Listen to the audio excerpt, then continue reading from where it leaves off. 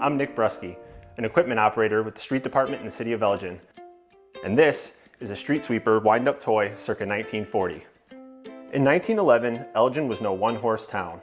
Although the first automobile had come to Elgin in 1900, by 1911 horses still far outnumbered cars in town. And although most of Elgin's downtown streets were paved, the combination of waste from horses and ordinary dust and debris caused streets that were dirty and unsightly. Elgin's 4th Ward Alderman, John M. Murphy, an automobile enthusiast and newly appointed superintendent of streets, knew that dirty streets were a potential health hazard and a danger to motorists such as himself. He decided to tackle this problem head on. In 1911, Murphy developed a plan for a 3-wheeled motorized sweeper that could sprinkle water onto city streets to settle the dust, flick the debris onto a conveyor belt, and collect everything in an onboard box. He took his idea to local Elgin manufacturing firm American Tower and Tank, and soon a prototype was ready for a test run on National Street.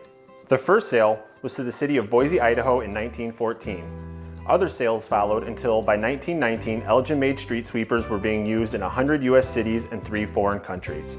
Today, Elgin sweepers are found in municipal public work garages all over the world. Prices have increased, of course. A Pelican, the most popular model, and one that retains the shape and quick mobility of the 3-wheeled original, now costs over $225,000. The Elgin sweeper plant is no longer located at the foot of Oak Street, across the street from the watch factory. You'll find Elgin Sweeper on West Bartlett Road, where 350 employees build units that are still the best known in the industry.